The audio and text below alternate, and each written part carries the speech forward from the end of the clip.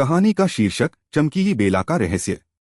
पुराने समय की बात है, एक बहुत ही प्यारे और अनोखे गांव में, जिसका नाम था रोशनपुर, सब कुछ एक जादुई रोशनी से जगमगाता था। यह रोशनी किसी बल्ब या सूरज की नहीं, बल्कि एक खास लता से आती थी जिसे चमकीली बेला कहते थे। यह बेला गांव के ठीक बीच में एक ऊंचे पेड़ पर लिपटी हुई थी और उसके फूल हमेशा चमकते रहते थे।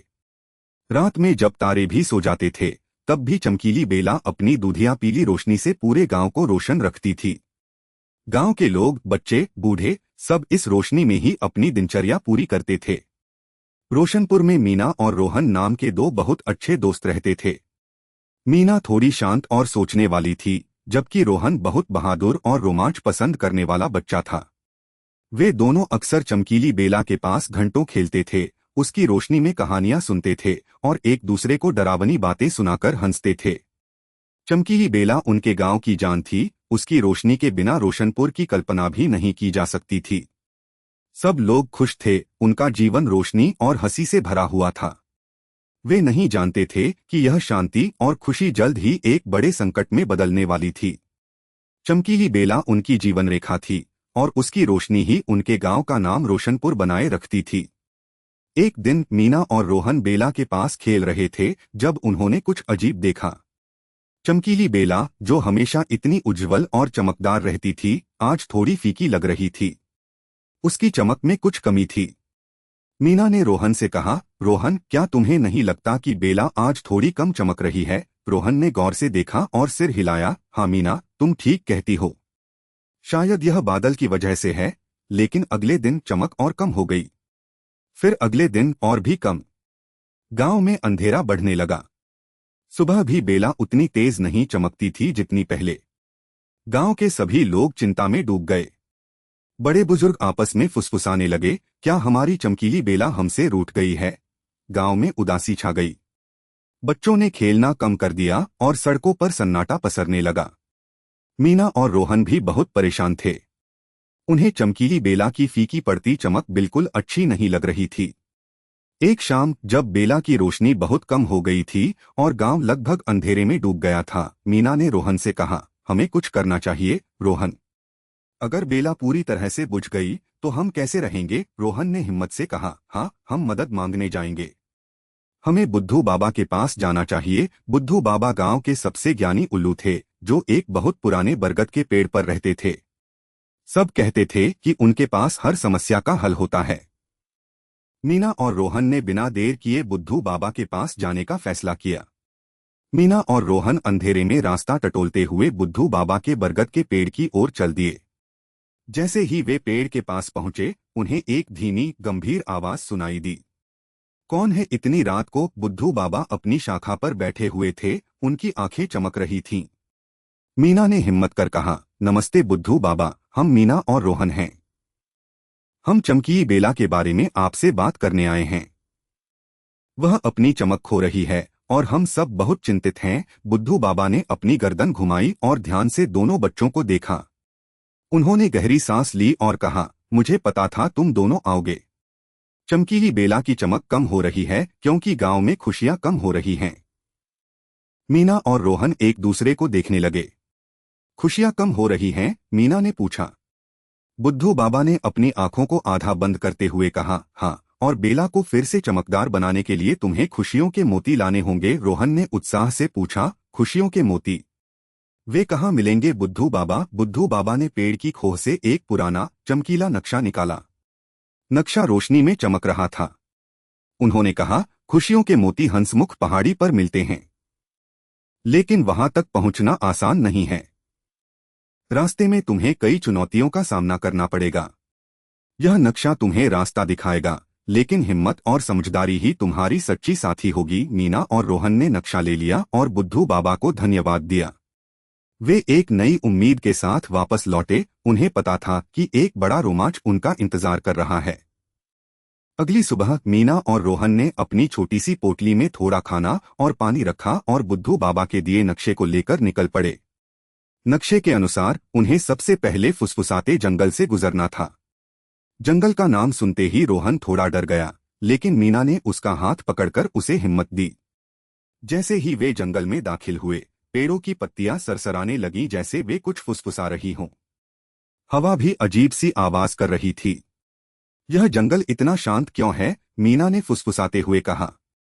तभी एक पुरानी मोटी आवाज सुनाई दी, अगर आगे जाना चाहते हो तो मेरी पहेली सुलझाओ।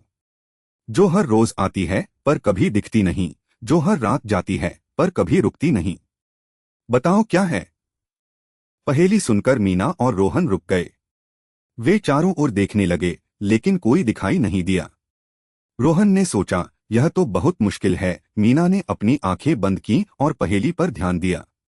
जो हर रोज आती है पर कभी दिखती नहीं, और हर रात जाती है पर कभी रुकती नहीं। उसने अपनी उंगली से जमीन पर कुछ आकृतियां बनाई। रोहन ने सोचा, क्या यह हवा है या समय? मीना ने अचानक आंखें खोलीं और मुस्कुराई। मुझे पता है, उसने चिल्लाकर कहा। इसका जवाब है नींद। मीना ने समझाया, नींद हर रोज आती है, लेकिन हम उसे देख नहीं सकते। और हर रात जब हम सो जाते हैं तो वह चली जाती है, लेकिन वह कभी रुकती नहीं, अगले दिन फिर आ जाती है। जैसे ही मीना ने जवाब दिया, फुसफुसाते जंगल में एक मधुर संगीत बजने लगा। पेड़ों की पत्तियां अब खुश होकर झूलने लगीं। सामने का रास्ता अपने आप खुल गया और उन्हें एक साफ रास्ता दिखाई दिया।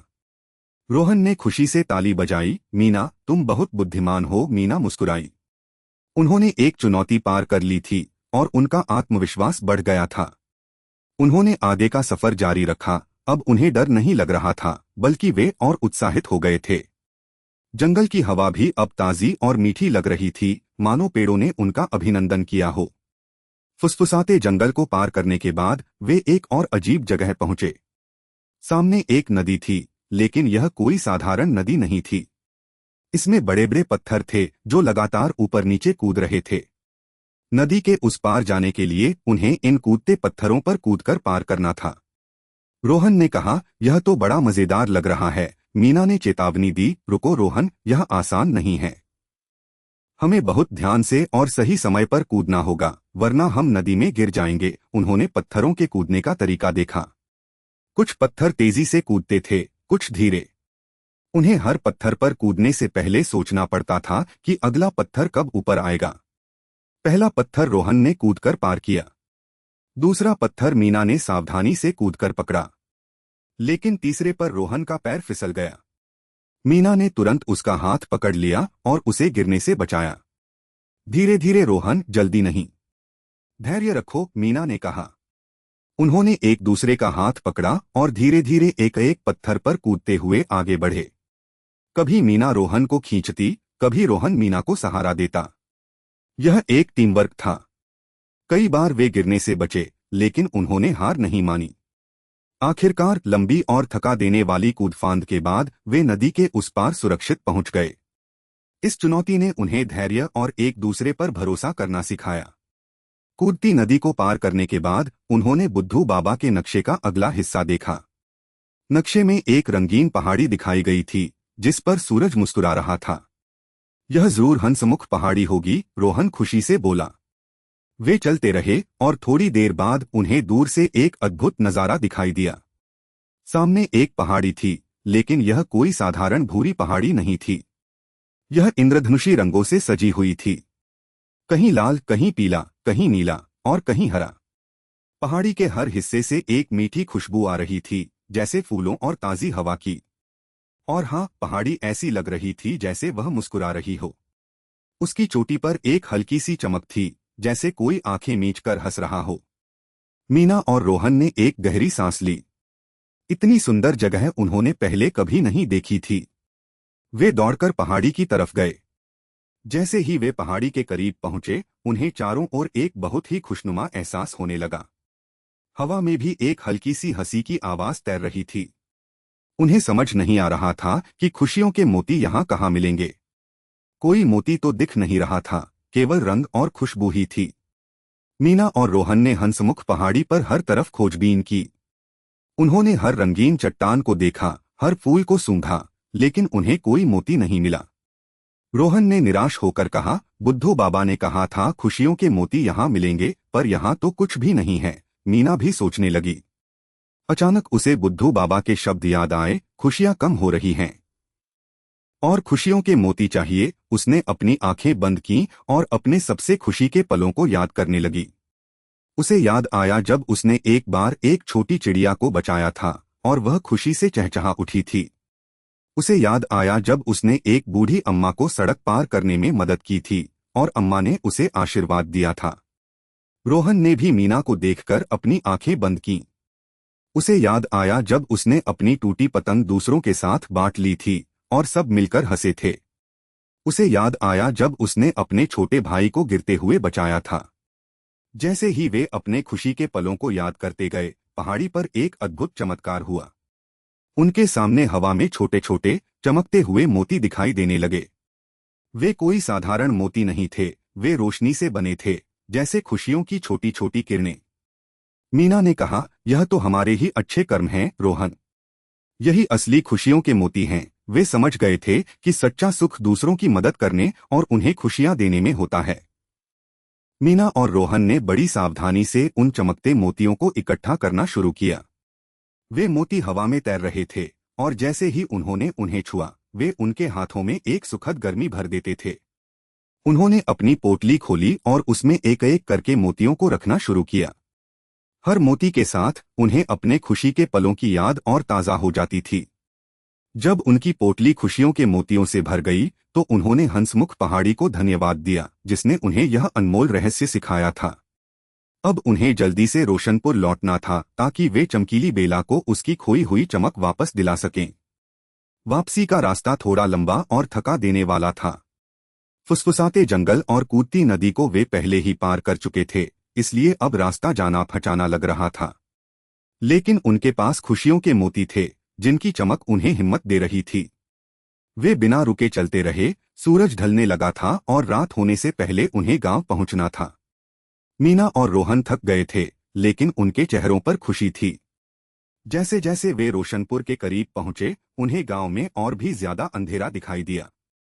चमकी बेला की चमक लगभग गायब हो चुकी थी। उनके दिल में एक डर बैठा, क्या हम देर तो नहीं हो गए? लेकिन उन्होंने अपनी सारी हिम्मत जुटाई और गांव के बीच में स्थित चमकीली बेला के पास पहुंचे। गांव के लोग बेला के चारों ओर उदास बैठे हुए थे, अंधेरे में डूबे हुए। मीना और रोहन ने पोटली से खुशियों के मोती निकाले। हर मोती अपनी रोशनी से जगमगा रहा था। उन्होंने उन मोतियों को चमकीली बेला के तने के चारों ओर रख दिया। गांव वाले उत्सुकता से देख रहे थे। जैसे ही आखिरी मोती रखा गया, एक अद्भुत चीज हुई। चमकीली बेला, जो इतनी देर से मुरझाई हुई थी, धीरे धीरे चमकने लगी। पहले एक हल्की सी किरण निकली, फिर एक और फिर एक और। मोतियों की रोशनी बेला में समाहित होने लगी और बेला की चमक बढ़ती गई। देखते ही देखते चमकीली बेला पहले से भी ज्यादा चमकदार हो गई। उसकी रोशनी ने पूरे रोशनपुर को फिर से जगमग कर दिया। गांव में इतनी ज्यादा चमक आ गई थी कि ऐसा लगा जैसे दिन निकल आया है। गांव वाले खुशी से चिल्लाने लगे, चमकीली बेला वापस आ गई, चमकीली बेला वापस आ गई। बच्चे खुशी से उछलने लगे। गांव में उत्सव का माहौल हो गया।